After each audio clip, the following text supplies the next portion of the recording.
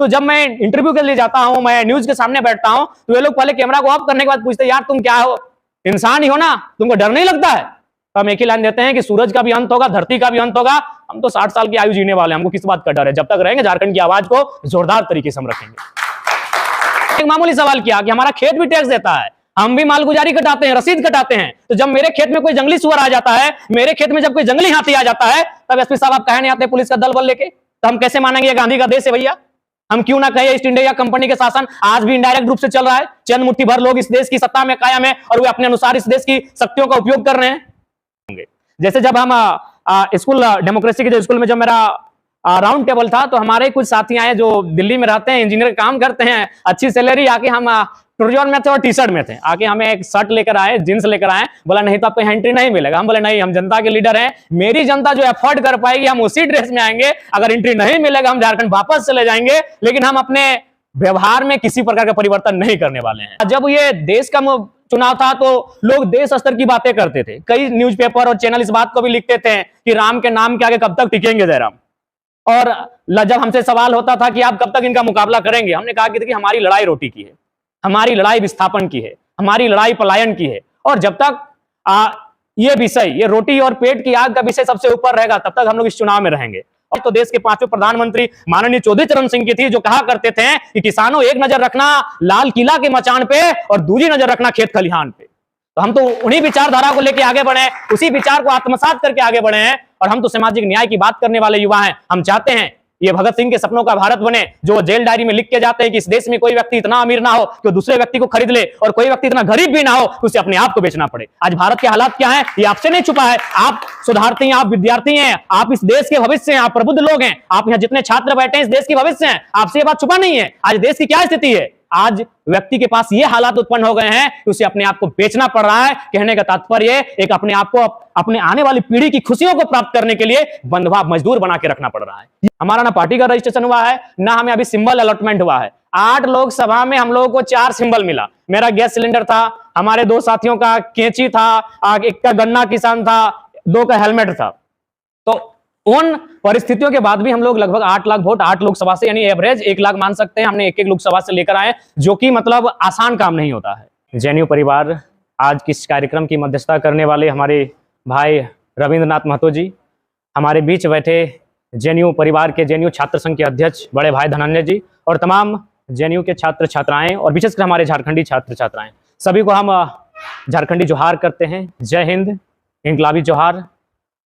आज सबसे पहले चूंकि जेएनयू के संदर्भ में जो बातें हम लोग भी सुनते आए हैं, नो डाउट जब हम लोग भी अपने गांव के जिलों के राज्य के कॉलेजों में पढ़ते हैं, तो वहाँ के छात्रों के एक तमन्ना होती है कि हमारा भी नामांकन जेएनयू में हो, क्योंकि काफ़ी कम दर में यहाँ से लोग पीएचडी करते हैं। और जब जेएनयू आने के बाद और तमाम अखबार के स्रोतों के माध्यम से भी ये जानकारी मिलती है कि लगातार यहाँ के जो फंड है, यहाँ का जो अनुदान है, उसमें कटौती किया जाता है। तो मुझे एक छोटी सी मैंने बचपन में कहानी पढ़ी, तो उस कहानी को मैं दोहराना चाहूंगा। एक राजा हुआ करते, तो उस राजा के एक अंधा व्यक्ति उनके राज्य में रहा करता था। तो अंधा व्यक्ति, जाहिर सी बात, उसका कुछ काम दाम होता नहीं था। वो अंधा व्यक्ति दिन भर राजा उसको बहुत अच्छा अच्छा भोजन कराते थे, अंडा मीट मछली खिलाते थे, मिठाई वगैरह, और वो चौक चौराहे में बैठता था, वो चाय की दुकान में बैठता था, वो पान की दुकान में बैठता था, और लोगों की भी चर्चा करता था कि राजा जी बहुत अच्छे हैं, क्योंकि फ्री में उनको खाना मिलता था। तो एक दिन राजा जी को पता चला कि भाई ये तो अंधा बहुत अच्छा व्यक्ति है, ये जहां भी बैठता है, फल की दुकान में, चाय की दुकान में, पान की दुकान में, किसी नाश्ते की दुकान में, किसी कपड़े की दुकान में, तो मेरी चर्चा करता है, मेरी तारीफ करता है, तो ऐसा क्यों ना हो कि इसकी आंखों का इलाज कर दिया जाए। तो फिर एस्टिमेट बनाया जाता है, मंत्री को बुलाया जाता है और कहा जाता है कि इसकी आंखों का इलाज किया जाए। तो मंत्री जी उसे रोकते हैं कि राजा साहब खबरदार, अगर आप चाहते हैं तो बाकायदा इसकी खुराकी में बढ़ोतरी कर दी जाए। अगर इसको आप 2 अंडा खिलाते हैं तो 4 अंडा खिलाइए, क्योंकि अगर इसकी आंखों का इलाज होगा तो ये सबसे पहले आपकी कृत्यों को देखेगा, और ये पहला ऑब्जेक्शन ये बंदा खुद करेगा। इसलिए अच्छा है आप इसको अंधा ही रखें, बल्कि इसकी खुराक को डबल कर दें। तो यही आज हमारे राजनेताओं का, सत्ताधीशों का उद्देश्य है कि शिक्षा का जीएसटी कितना होगा, 18%, और उसको सोना खरीदना तो 3% में हो जाएगा। क्योंकि कोई नहीं चाहता कि सत्ता से सवाल करे, कोई नहीं चाहता है इलेक्ट्रल बॉन्ड पे सवाल करे, कोई नहीं चाहता है पीएम केयर फंड पर सवाल करे, कोई नहीं चाहता है कि आज जिस प्रकार हमारा देश क्रॉनिक कैपिटलिज्म की ओर बढ़ रहा है, उससे हटकर हम एक ऐसी व्यवस्था को कायम करें जहां अमीर और गरीबों के बीच अंतर ना हो। इन विषयों पर कोई सुनना नहीं चाहता है। तो लिहाजा अगर आज जेएनयू के सामने जो समस्या आई है, तो मेरा यही मानना है कि कहीं ना कहीं जो अगर सवाल कहीं गूंजता है तो जेएनयू से गूंजता है।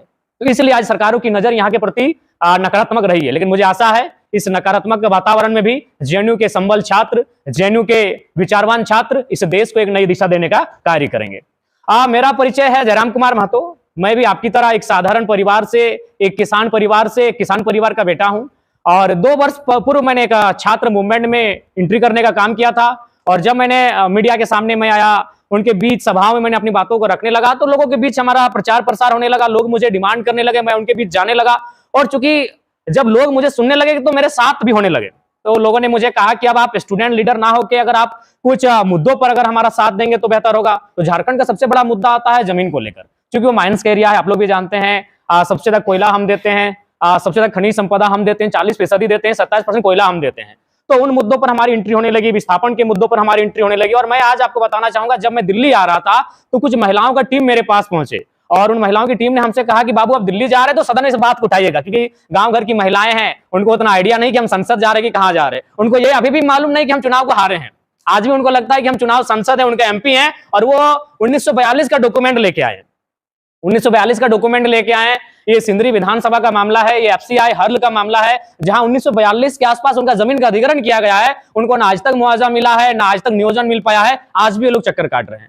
तो बिल्कुल धनंजय राव ने बढ़िया बात कहा कि क्षेत्रीय मुद्दा कुछ नहीं होता है, एक्चुअली नेशनल मुद्दा होता है। जमीन अधिग्रहण का विषय नेशनल है, माइंस का विषय नेशनल है, लेकिन उन विषयों को जो नेशनल इश्यू होते हैं, जो नेशनल का विमर्श होता है, वहां स्थान नहीं मिल पाता है, जिस कारण आज हमारे राज्य की दशा है और हमारा राज्य लगातार उपेक्षित हो रहा है। तो इसलिए आज जब हम लोग पॉलिटिक्स में आए, आप लोगों से सुनते होंगे कि मैंने कई दर्जन जूते घिस जाते हैं जब उनको एक पार्षद का चुनाव लड़ने का ऑफर मिलता है किसी पार्टी से। और आप विश्वास कीजिए, हम लोग फर्स्ट अटेम्प्ट में, अभी 1 साल नहीं हुआ, 18 जून आएगा तब हम लोग का 1 साल होगा कि हम लोगों ने घोषणा किया था चुनाव लड़ेंगे। यानी 1 साल के कम समय में हम लोग चुनाव लड़े और बाकायदा हम लोग 8 लाख वोट लेके आए। 8 लाख, और जिस सीट से हम गिरिडीह से लड़े थे 3,47,000 वोट लेके आए, अभी इंडिपेंडेंट, अभी फर्स्ट अटेम्प्ट में। ये मैं भारत की बात नहीं करूंगा, लेकिन झारखंड के इतिहास में ये फर्स्ट अवसर, ये पहला अवसर है कि कोई लड़का 1 साल के दरमियान चुनाव लड़ता है और पहले प्रयास में 3.5 लाख वोट लेके आता है। 27-27.5%। जो दूसरे स्थान पर थे उनका 29 था, जो पहले पायदान पे थे उनका 34 से 35 था। तो ये कहीं ना कहीं हुआ, हम लोगों ने क्लियर कट बात किया, हम लोगों ने टू द पॉइंट बात किया, उन समस्याओं को निराकरण करने पर बात किया, इसलिए लोगों को हमने भरोसा दिया। और बिल्कुल जब ये देश का चुनाव था तो लोग देश स्तर की बातें करते थे, कई न्यूज़पेपर और चैनल इस बात को भी लिखते थे कि राम के नाम के आगे कब तक टिकेंगे जयराम। और जब हमसे सवाल होता था कि आप कब तक इनका मुकाबला करेंगे, हमने कहा कि देखिए हमारी लड़ाई रोटी की है, हमारी लड़ाई विस्थापन की है, हमारी लड़ाई पलायन की है। और जब तक ये विषय, ये रोटी और पेट की आग का विषय सबसे ऊपर रहेगा, तब तक हम लोग इस चुनाव में रहेंगे। और लिहाजा चुनाव में हम लोग रहे। और चुनाव में हम लोग का पिछड़ने का कारण यही था, जो दुनिया जानती है कि 3-3.5 लाख वोट एनडीए के रहते हैं साइलेंट, और 3.5 लाख वोट ठीक उसके अपोनेंट के रहते हैं कि जो उसको हरा पाएगा। वो अच्छा हो बुरा हो कोई मतलब नहीं, एनडीए का भी प्रत्याशी हो अच्छा हो बुरा हो कोई मतलब नहीं, उसकी विचारधारा कैसी हो, वो आपराधिक मामला हो, वो अच्छा है कि नहीं, कोई मामला नहीं, दोनों का 3.5 लाख साइलेंट वोटर होता है। उस भीड़ में एंट्री करना, और हम लोग अपने आप को पार्टी का जो रजिस्ट्रेशन हमारा हुआ था वो भी अभी नहीं हुआ है। हमारा ना पार्टी का रजिस्ट्रेशन हुआ है, ना हमें अभी सिंबल अलॉटमेंट हुआ है। 8 लोकसभा में हम लोगों को 4 सिंबल मिला। मेरा गैस सिलेंडर था, हमारे 2 साथियों का कैंची था, एक का गन्ना किसान था, 2 का हेलमेट था। तो उन परिस्थितियों के बाद भी हम लोग लगभग 8 लाख वोट 8 लोकसभा से, यानी एवरेज 1 लाख मान सकते हैं, हमने एक लोकसभा से लेकर आए, जो कि मतलब आसान काम नहीं होता है।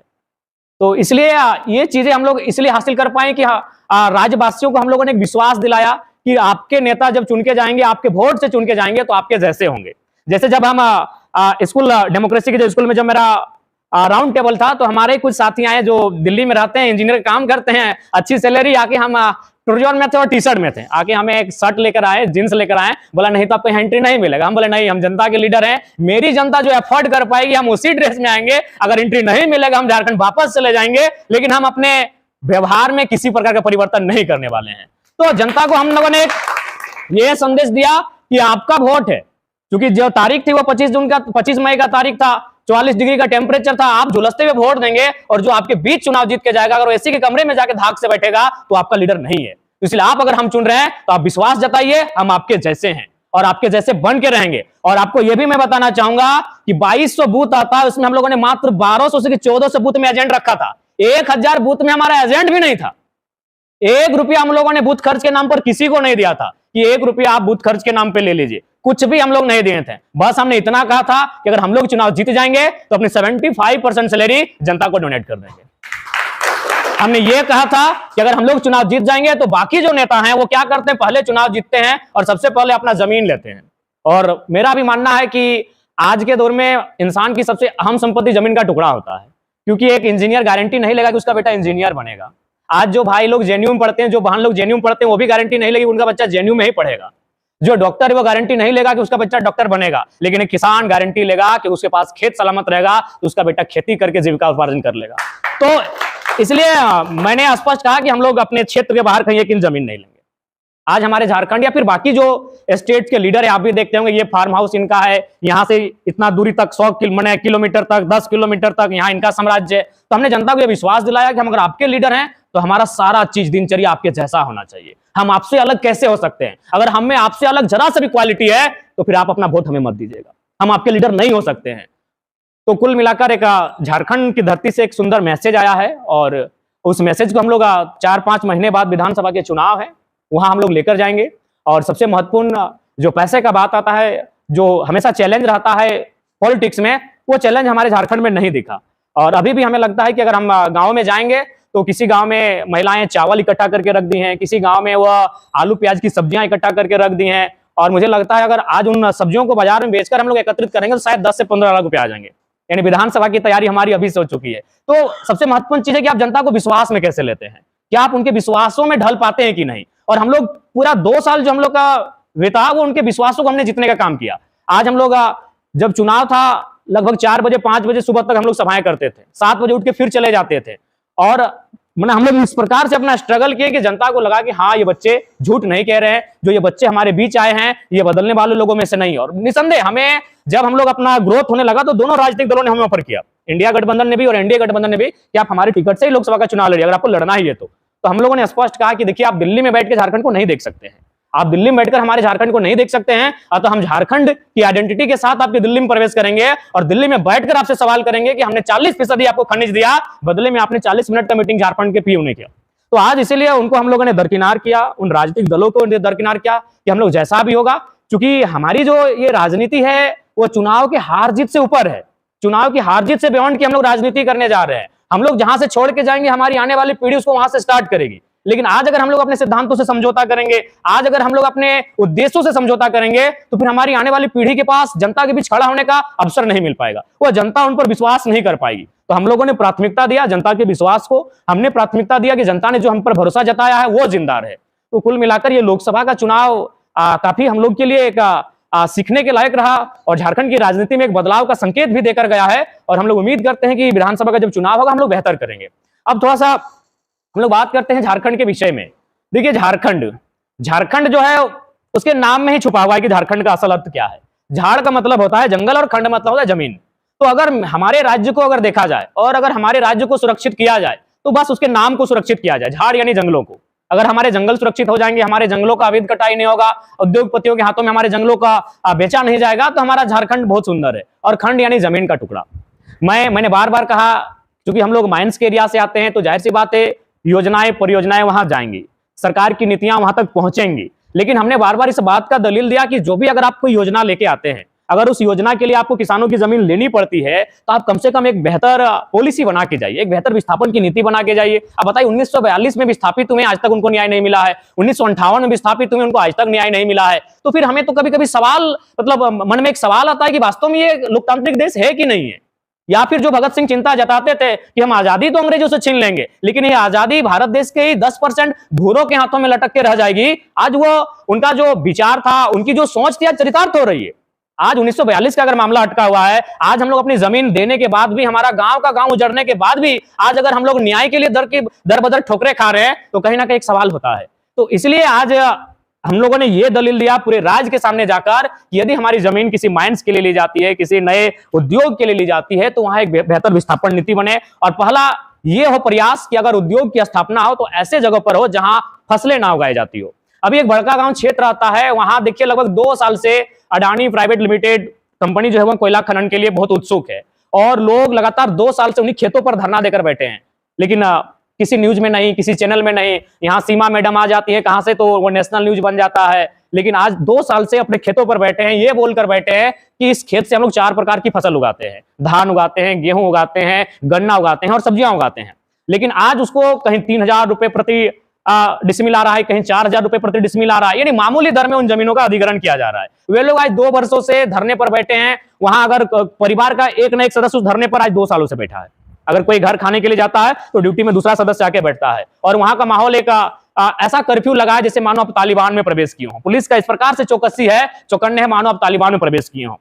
तो मेरे कहने का मतलब है कि जमीनें हमारी हैं। सबसे पहला बात, जो भूमि अधिग्रहण का कानून, चूंकि एक बेहतरीन मीडिया मैंने हाल ही फिलहाल का घटना है, एक नक्सली का इंटरव्यू किया था। जैसे आप कहते हैं कि जेएनयू को लोग नकारात्मक दृष्टिकोण से देखते हैं, तो हम भी, हमारे जो झारखंड को है, लोग अगर कोई विरोध की आवाज गूंजे, अगर जल जमीन जंगल की बात करें तो उसे नक्सली कहा जाता है।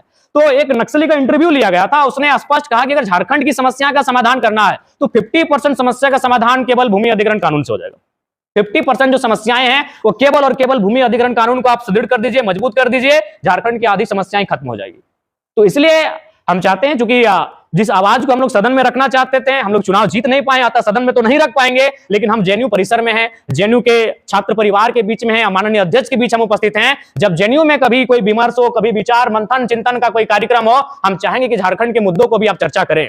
बेशक सदन में हमारी आवाज कोई ना बने, हम चाहेंगे जेएनयू के परिसर में हमारी आवाज को रखी जाए, हमारी आवाज को सुनी जाए, हमारी विचारों पर चिंतन मंथन किया जाए, हमारे मुद्दों पर चिंतन मंथन किया जाए। ये हम जेएनयू परिवार से अपेक्षा रखते हैं। तो कुल मिलाकर ये झारखंड की समस्याएं हैं, और उन समस्याओं को लेकर लगातार हम लोग संघर्ष कर रहे हैं, और संघर्ष करते करते आज कई पीढ़ी बीत चुके हैं। आज हमारे दादाजी अपने नेक्स्ट पीढ़ी को विरासत में आंदोलन देकर गए हैं, वो पीढ़ी हमें विरासत में आंदोलन देके जा रही है। ये झारखंड की परिस्थितियां हैं। तो इसलिए इसका समाधान निसंदेह उस सदन में है, उस सदन में जो लोग बैठे हैं उनके कलम में है, लेकिन उनकी चाहत क्या है, वो चाहते क्या है। अगर उनमें सामाजिक न्याय है, अगर उनमें सामाजिक समरसता है, तो मुझे लगता है इस समस्या का समाधान करने में पल भर की देरी नहीं लगेगी। लेकिन वे लोग चाहते हैं कि लोग हास्य में रहें, उनकी जय जयकार करें, उनका जिंदाबाद मुर्दाबाद करें, तो शायद ये प्रयास भी ना करें, नहीं तो आज 70 साल नहीं बीत जाते। इसलिए मैं आपको एक ताजुब की बात बताना चाहूंगा। आज सेव की बात कही जाए तो सेव आपका कश्मीर में मिलता है, लेकिन जब कश्मीर का सेव हमारे झारखंड में जाता है तो ऑटोमेटिकली रेट में अंतर आता है। अगर कश्मीर का सेव आपके दिल्ली में भी आएगा तो रेट में अंतर आएगा। ठीक उसी प्रकार दक्षिण भारत में आपका नारियल पाया जाता है, जो रेट दक्षिण भारत के नारियल का दक्षिण भारत में, वो रेट दिल्ली में नहीं है, लेकिन हमारा कोयला का रेट पूरे ऑल ओवर इंडिया में एक ही। अब क्यों है मुझे आइडिया नहीं। यानी हमारे राज्य के साथ इस प्रकार का शोषण दोहन है, जिस व्यथा को हम लोग सदन में रखना चाहते थे, इसलिए लोकसभा का चुनाव लड़े थे। लेकिन अवसर इस बार नहीं मिला है। जब अवसर मिलेगा अपनी राज्य की व्यथा को वहां तक जरूर पहुंचाएंगे और उसका समाधान लेके आएंगे। आज हम लोग लगभग 27% कोयला अकेले देते हैं। प्रमुख 8 यूनिट हैं कोयला के, शायद 2 सब्सिडी टाइप के हैं। प्रमुख 8 यूनिट हैं कोयला के, जैसे जानकारी है, बीच का मैं अध्ययन नहीं किया हूं। उनमें 4 यूनिट हमारे झारखंड में है, लेकिन कोल इंडिया का हेडक्वार्टर कलकत्ता में है। हमें कलकत्ता से कोई आपत्ति नहीं है, न कलकत्ता के लोगों से है। मेरा यह तर्क है कि जमीन हमारी गई, एक नहीं, एक कोयला की परियोजना में 100 गांव उजाड़े, और गांव के अंदर से आग निकलती है। उस आग के बाद न जाने कई प्रकार के ऐसे गैसेस निकलते हैं जिससे हमें महामारियों के रूप में सामना करना पड़ता है। हम गांव से बेदखल हो गए, अपनी जमीन से बेदखल हो गए, हम अपने पूर्वजों की संपत्ति धान और गेहूं से बेदखल हो गए। तो मेरा मानना है, जब बेदखल हमारा हुआ है, उस जमीन के नीचे कत्लेआम हमारा हुआ है, तो अगर कोल इंडिया का हेडक्वार्टर कलकत्ता न हो के हमारे झारखंड के धनबाद बोकारो में होता, तो हमारी समस्याओं का समाधान त्वरित होता, हम समस्याओं का समाधान लेके वहां पहुंचते। तो मतलब कह सकते हैं झारखंड यही नहीं, और चूंकि हम लोग मान के चलिए कि स्टूडेंट है, तो हो सके आपके बीच जब हम अपनी बातों को रख रहे हैं तो आपको भी लगेगा कि हम केवल सुना रहे हैं। जी नहीं, हमारी कुछ दिन पूर्व बात एक नागपुर में कार्यरत डायरेक्टर से हो रही थी, जो खनन के डायरेक्टर है। उन्होंने भी इसी बात का तर्क दिया कि पता नहीं यार झारखंड के साथ ऐसा क्यों होता है। हम लोग महाराष्ट्र में WCL वेस्टर्न कोलफील्ड लिमिटेड के तहत 75 लोगों को नौकरी देने का काम किया, फिर उनका जमीन अधिग्रहण किए। लेकिन हमारे यहाँ पहले जमीन मैंने ताकत से लिया जाता है, जैसे ईस्ट इंडिया कंपनी का शासन था। झारखंड में आप उसी शासन को देख सकते हैं, अगर आप करीब से देखना चाहते हैं तो। प्रशासन की टीम आएगी। मैंने तो कई अवसरों पर, कभी धरना में मैं गया तो वहां मैंने बाकायदा SP से सवाल भी किया कि सर मुझे आपके कृत्य को देखकर कभी कभी ऐसा प्रतीत होता है कि हम लोग ईस्ट इंडिया कंपनी के शासन में ही है। मैंने ये पूछा कि हम कंपनी से अपना आंदोलन करने आए हैं, हम कंपनी से अपनी मांग रखने आए हैं, तो आप चारों तरफ घेर के हमें खड़े हैं, लाठी लेकर खड़े हैं कि अगर हम लोग कुछ करेंगे तो लाठी चार्ज करेंगे, क्यों? तो उन्होंने कहा कि कंपनियां हमें टैक्स देती है। तो हमने एक सवाल किया, हमारा किसान का खेत भी तो टैक्स देता है, अगर हमारे खेतों में हाथी आता है आप कभी घेर के खड़े नहीं होते हैं, तो इसका क्या अर्थ है, जरा बताइए। उनके पास कोई उत्तर नहीं था। उन्होंने कहा कि नहीं, जो कंपनियां प्रोडक्शन करती हैं, आप कंपनियों में तालाबंदी करने के लिए आए हैं, आप कंपनियों में घेराबंदी करने के लिए आए हैं, तो भैया उससे क्या होता, काम ठप होगा और बड़ा नुकसान होगा राजस्व का। ये कंपनियां टैक्स देती हैं जिससे देश चलता है। तो हमने एक मामूली सवाल किया कि हमारा खेत भी टैक्स देता है, हम भी मालगुजारी कटाते हैं, रसीद कटाते हैं। तो जब मेरे खेत में कोई जंगली सुअर आ जाता है, मेरे खेत में जब कोई जंगली हाथी आ जाता है, तब एसपी साहब आप कहे नहीं आते पुलिस का दल बल लेके? तो हम कैसे मानेंगे गांधी का देश है भैया? हम क्यों ना कहे ईस्ट इंडिया कंपनी के शासन आज भी इनडायरेक्ट रूप से चल रहा है। चंद मुट्ठी भर लोग इस देश की सत्ता में कायम है और वे अपने अनुसार इस देश की शक्तियों का उपयोग कर रहे हैं। तो ये समस्याएं आज झारखंड की धीरे धीरे विकराल हो रही हैं। आज अगर उन समस्याओं पर कोई नजर नहीं दौड़ाएगा तो बहुत मैंने विकराल दृश्य सामने आएगा। हमारे वहां एक जादू घोड़ा आता है, उसे आप जनरल नॉलेज में शायद पढ़े होंगे, यूरेनियम का वहां खनन किया जाता है। वहां का 2008 का एक बेहतरीन मैंने एक वहां सर्वे आया था जिसमें स्पष्ट है कि वहां लगभग 47% महिलाएं ऐसी हैं जो मैंने गर्भ धारण नहीं कर पाती है, फिर भी खनन का कार्य जारी है। तो ये बार बार हम कह रहे हैं कि आप विस्थापन पॉलिसी लेके आइए। अगर आपको खनन करना है तो आप उस प्लेस को चिन्हित कीजिए जहां आपको खनन करना है और बकायदा उस गांव को कम से कम 5 किलोमीटर दूर बसाइए। ये तो आपको करना होगा।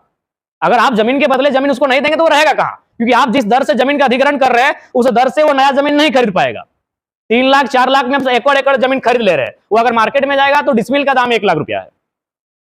तो वहां लगभग 47% महिलाएं ऐसी हैं जो गर्भ धारण ही नहीं कर पाती हैं।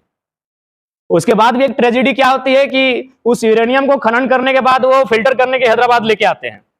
बकायदा हैदराबाद में बड़ी अच्छी तरीके से उसको फिल्टर किया जाता है और फिल्टर करने के बाद जो उसका बेहतरीन मटेरियल बचता है उसको प्रयोगशाला में भेजा जाता है और जो कचरा बचता है जिससे मैंने कुछ बीमारी फैलने की आशंका होगी उसे फिर झारखंड डिपोर्ट किया जाता है।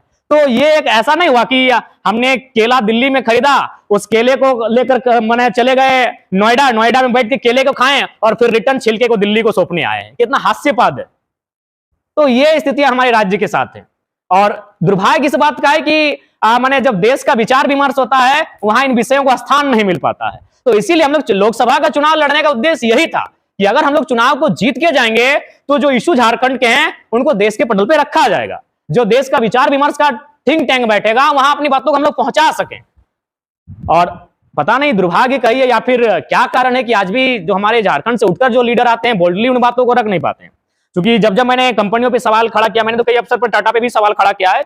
नो डाउट दुनिया में उनका बहुत नाम है, लेकिन जिन्होंने जमीन दिया है उनके सामने उनका कोई नाम नहीं है। मैं आपको बताना चाहूंगा, मैं झारखंड से आता हूं और टाटा जमशेदपुर बकायदा टाटा के नाम से प्रसिद्ध है। आप वहां का जो धरातल का रिपोर्ट जानना चाहेंगे तो झारखंड जा सकते हैं। बाकी दुनिया में उनका बेहतरीन नाम है, नो डाउट। मैं उनके नाम में कटौती भी नहीं करना चाहूंगा, लेकिन जिनके कारण जिन्होंने जमीन देकर टाटा को बसाया उनके बीच आप जाइएगा वहां नकारात्मक न्यूज मिलेगा। तो बकायदा मैंने वहां भी सवाल खड़ा किया है। तो जब मैं इंटरव्यू के लिए जाता हूं, मैं न्यूज के सामने बैठता हूं तो ये लोग पहले कैमरा को ऑफ करने के बाद पूछते यार तुम क्या हो, इंसान ही हो ना, तुमको डर नहीं लगता है? तो हम एक ही लाइन देते हैं कि सूरज का भी अंत होगा, धरती का भी अंत होगा। हम तो 60 साल की आयु जीने वाले हैं, हमको किस बात का डर है? जब तक रहेंगे झारखंड की आवाज को जोरदार तरीके से हम रखेंगे। कई अवसरों पर न्यूज वाले मुझे खुद कहते हैं, कैमरे को ऑफ करके कहते हैं कि तुम्हें डर नहीं लगता है, तुम डायरेक्ट अटैक करते हो। हम बोले हम तो जो उनका तथ्य है, तर्क है, जो हमारे पास आर्गुमेंट है, उनको हम तो पहले वेरीफाई करते हैं, सत्यता की पुष्टि करते हैं, फिर उन बातों को रखते हैं। तो इसलिए आज नो डाउट आज जिस चिंतन मंथन के लिए हम लोग आए हैं, जो स्थानीय मुद्दे, सही बात है, स्थानीय मुद्दे एक्चुअली उनको नजरिया है। बाकी जो हमारे मुद्दे हैं वो स्थानीय नहीं, वो तो नेशनल इश्यूज है। माइंस स्थानीय नहीं है, भूमि अधिग्रहण स्थानीय नहीं है, डिस्प्लेसमेंट स्थानीय नहीं है। जो भी हमारे मुद्दे हैं वो स्थानीय कहाँ है? वो तो नेशनल इश्यू का पार्ट बनने वाले मुद्दे हैं। अगर हम भूमि अधिग्रहण की बात करेंगे तो भारतीय संविधान अनुसूची 9 का विषय है, तो अनुसूची 9 स्थानीय विषय कहां से हुआ? हम माइंस एक्ट की बात करेंगे, कंपनी एक्ट की बात करेंगे तो वो सेंट्रल इश्यू है, वो स्थानीय विषय कहां से रहा? एक्चुअली नजरिया लोगों का नकारात्मक रहा है। उस नकारात्मक नजरिए को हम लोग बदलने के लिए एक सार्थक प्रयास करने के लिए घर से निकले हैं। अब क्या होगा नहीं होगा ये तो भविष्य के गर्भ में है, लेकिन इतना है कि झारखंड की मिट्टी हमेशा आंदोलन की धरती रही है और हमेशा आंदोलन से उसका सामना रहा है। अंग्रेजों का भी हमने जब अंग्रेज आधुनिक तोपों के साथ आते थे, हम लोग पौराणिक तीरों के साथ उनका मुकाबला करते थे। हम उस मिट्टी के उन लोगों के वंशज हैं। तो जब तक हम लोग की सांसें हैं, जब तक हमारी जुबान है, जब तक हम लोग हैं, अपने झारखंड के साथ जो अत्याचार हो रहा है उस पर हम लोग बोलेंगे, उस पर आंदोलन करेंगे और उन विषयों को देश के कोने कोने तक पहुंचाने का हम लोग प्रयास करेंगे ताकि उसका कहीं से समाधान निकले। आज एक राइटर है, उनका नाम है ज्योतिलाल महतो, जो पुरुलिया से संबंधित है। उन्होंने एक बड़ी मार्मिक लाइन लिखी अपनी किताब में, झारखंड के विस्थापितों का दर्द, कि हम लड़ते लड़ते अशांत हो चुके हैं, कि हम लड़ते लड़ते अशांत हो चुके हैं, अब हमें छोड़ दिया जाए। ये लाइन वो कह रहे हैं उन तमाम उद्यमियों से ये लाइन उनसे कह रहे हैं कि जो सत्ता के गलियारों में रह के हमारा दोहन करते हैं। बड़ा मार्मिक लाइन लिखा है कि हम लड़ते लड़ते, हम 150 सालों से 2 सालों से लड़ रहे हैं और लड़ते लड़ते हम थक चुके हैं, अब हमें शांत रहने दिया जाए। हमें दामोदर की नदियों के किनारे, हमें स्वर्ण रेखा नदियों के किनारे शांत रहने दिया जाए। हम अपने खेतों के सहारे, खेत खलिहानों के सहारे, इन बहते हुए नदी के धारों के साथ जीना चाहते हैं, अब हमें शांत रहने दिया जाए, हम अब लड़ना नहीं चाहते। ये परिस्थितियां हैं हमारी। आज कई वर्षों से हम लगातार लड़ाइयां लड़ रहे हैं, लेकिन हमारे विषय को ना कोई सुनने वाला है, ना उस पर विचार चिंतन मंथन करने वाला है।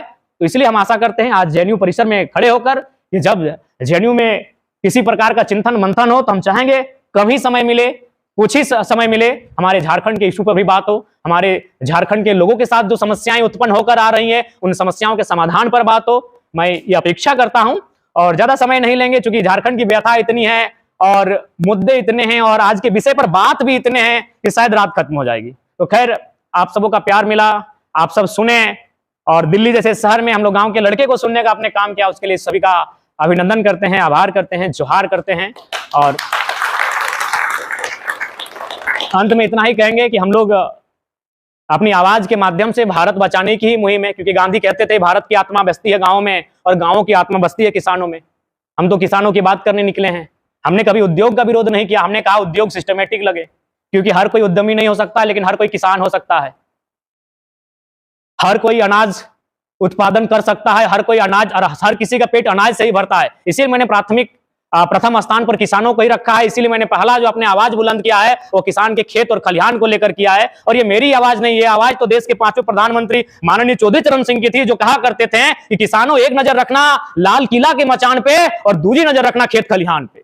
तो हम तो उन्हीं विचारधारा को लेकर आगे बढ़े, उसी विचार को आत्मसात करके आगे बढ़े हैं। और हम तो सामाजिक न्याय की बात करने वाले युवा हैं। हम चाहते हैं ये भगत सिंह के सपनों का भारत बने, जो जेल डायरी में लिख के जाते हैं कि इस देश में कोई व्यक्ति इतना अमीर ना हो कि दूसरे व्यक्ति को खरीद ले, और कोई व्यक्ति इतना गरीब भी ना हो कि उसे अपने आप को बेचना पड़े। आज भारत के हालात क्या है ये आपसे नहीं छुपा है। आप सुधारती हैं, आप विद्यार्थी हैं, आप इस देश के भविष्य हैं, आप प्रबुद्ध लोग हैं, आप यहाँ जितने छात्र बैठे हैं इस देश के भविष्य हैं, आपसे ये बात छुपा नहीं है। आज देश की क्या स्थिति है, आज व्यक्ति के पास ये हालात उत्पन्न हो गए हैं कि उसे अपने आप को बेचना पड़ रहा है। कहने का तात्पर्य एक अपने आप को अपने आने वाली पीढ़ी की खुशियों को प्राप्त करने के लिए बंधुआ मजदूर बना के रखना पड़ रहा है। ये परिस्थितियां हैं। तो आज भगत सिंह ने जो 100 साल पहले जो चिंताएं जताई थी, जो 1920, 25, 1930 के दौर में, आज 2024 में भी वो चिंताएं सत्य हो रही हैं। आज उनकी एक एक चिंता सत्य हो रही है। तो इनका समाधान केवल हमारे भाषणों में नहीं है, इनका समाधान केवल हमारे संगठनों में नहीं है, इनका समाधान धरातल पर है। जब हमारे जैसे नौजवान राजनीति में आएंगे, क्योंकि भारत एक लोकतांत्रिक देश है। मैंने बार बार अपने संबोधन में भी अपने जनता को एक ही चीज कहा है कि इस देश में कानून इंजीनियर नहीं बनाते हैं, इस देश में कानून डॉक्टर नहीं बनाते हैं, इस देश में कानून प्रोफेसर नहीं बनाते हैं। इस देश में कानून दो ही जगह बनते हैं, या तो आपके संसद में या तो विधानमंडल में। वहां आपको जाना होगा। जब वहां सैद्धांतिक राजनीति करने वाले युवा बैठेंगे, उन चिंतन शिविरों का हिस्सा बनेंगे, इस देश में बदलाव जरूर आएगा। लेकिन सवाल यह भी होता है कि जब वो युवा जो आज आक्रोशित है, जो आज कुंठित है, जो आज इस बात को चाहता है कि बदलाव हो, जब वो राजनीति के गलियारों में कदम रखेगा, अपने आप को उन विचारधाराओं के साथ टिका के रख पाता है कि नहीं, ये चुनौती है। ये चुनौती है, क्योंकि हम जिस उम्र में हैं ये स्वाभाविक है, यही बात करने की उम्र है, हमारा यही लहजा होता है, हम लोग इसी लहजे में बात करते हैं, यही आक्रोश में बात करते हैं, यही उग्र स्वभाव में हम लोग बात करते हैं। लेकिन सवाल यह होता है कि ये जरा महतो जो आज आपके बीच खड़ा होकर बात कर रहा है, ये झारखंड में स्पार्क के छत से जो खड़ा होकर बात कहता है, क्या सदन में हमारी उपस्थिति यही हो पाएगी कि नहीं, ये सवाल खड़ा होता है। जिस दिन हमारे दोनों कैरेक्टर में अंतर नहीं होगा, जो हम छात्र जीवन में सरकार की नीतियों को लेकर जितनी आलोचना कठोरता के साथ करते हैं, और संसद भवन के भीतर भी बैठकर जिस प्रकार हम आलोचना कठोरता के साथ करेंगे, अगर हमारे दोनों चरित्र में बदलाव नहीं होगा तो देश जरूर बदलेगा, इस बात की गारंटी है। मैं देश का तो वर्तमान में नहीं कर सकता हूं, लेकिन मुझे पूर्ण विश्वास है आधे झारखंड को मैं तब्दील करूंगा। मैं पूरे झारखंड की भी बात नहीं कह रहा हूं, क्योंकि झारखंड में विविधताओं का राज्य है, विभिन्न भाषाएं हैं, विभिन्न प्रकार की परंपराएं हैं। लेकिन मैं जहां से संबंध करता हूं उसे उत्तरी छोटानागपुर कहा जाता है। वहां तो हम लोगों ने एक पूरा बहुत बेहतरीन तरीके से बिगुल पोंकने का काम किया है, और वो उसके जो पड़ोसी हिस्से हैं यानी प्रमंडल के हिसाब से, वहां भी वो झलक देखने को मिलेगी। बिल्कुल हम लोग जो कहते हैं उन विचारधाराओं को राजनीति में लेकर आए हैं, और हम लोगों ने जो जनता के बीच कहा है उस पर हम लोग अमल रहेंगे, इस बात की हम लोगों ने गारंटी दिया है, तभी आज हमें 8 लाख वोट मिले हैं। तो इसलिए जिन विषयों पर हम लोग चिंतन मंथन करते हैं, जिन विषयों को लेकर हम लोग आलोचनाएं करते हैं, विवेचनाएं करते हैं, जब हम उस गलियारों में प्रवेश करते हैं, जब जिम्मेवारी के पदों पर अपने आप को स्थापित करते हैं, वहां हमारा नजरिया कैसा रहता है, वहां हमारा व्यवहार कैसा रहता है, वहां हमारा चरित्र क्या रहता है, ये मायने है। नो डाउट आज जिस परिसर में मैं बैठा हूं, इन्हीं में से आप अच्छे अच्छे पदों पर जाएंगे भविष्य में, इसमें कोई शंका नहीं है, ये जेएनयू है। मुझे इस बात को कहने में किसी प्रकार की कोई अतिशयोक्ति नहीं है। मुझे पूर्ण आशा है कि आप लोग जब यहां से निकल कर जाएंगे, अपने शिक्षा को ग्रहण करने के बाद जब जेएनयू के परिसर से बाहर निकलेंगे, निसंदेह आप भारत सरकार में या अपने राज्य सरकार के ऊंचे पदों पर स्थापित होंगे। बहुत सारे हमारे साथी राजनीति में अपने आप को स्थापित भी करेंगे, लेकिन आज जैसा आप हैं वहां जाने के बाद अगर ऐसा रहेंगे तो मुझे लगता है यह देश जरूर बदलेगा, और बदलना चाहिए, यह देश बदलना चाहिए। नहीं तो आज जो परिस्थितियां सामने आ रही हैं, जिन परिस्थितियों से हम सामना कर रहे हैं, अगर ऐसा ही रुक रहा इन हवाओं का तो 20 वर्षों में 25 वर्षों में हमें ऐसा प्रतीत होगा कि इनसे बेहतर तो अंग्रेज थे। आज अगर चूंकि मैं झारखंड से आता हूं, मैं किसी भी बात को लेकर मैं अपने हक को मांगने जाता हूं तो प्रशासन एक चीज हमें उपहार में रखी है, जैसा आपने फूलों की गुलदस्ता हमें थमाई, वो 353 का धारा रखती है। क्या ये स्वागत है 353 का धारा सरकारी काम में बाधा डालने के लिए? अब बस वहीं से आपका किस्सा खत्म। वहां से अगर आप हिम्मती नहीं है, आप अगर हौसले वाले नहीं है, तो आपका किस्सा खत्म। आप मत बात कीजिए विस्थापितों की, आप मत बात कीजिए छात्रों की, आप मत बात कीजिए किसानों की, आपका स्वागत 353 की धारा से। तो खैर, विषय को ज्यादा ना बढ़ाते हुए आप सबों को पुनः धन्यवाद। आप लोगों ने जेएनयू के ऐतिहासिक परिसर में, भारत देश के नामचीन परिसर में मुझे आने का अवसर प्रदान किया। इसके लिए मैं तमाम जेएनयू परिवार का आभार व्यक्त करता हूं, और पुनः जय हिंद, जोहार झारखंड, लाल सलाम।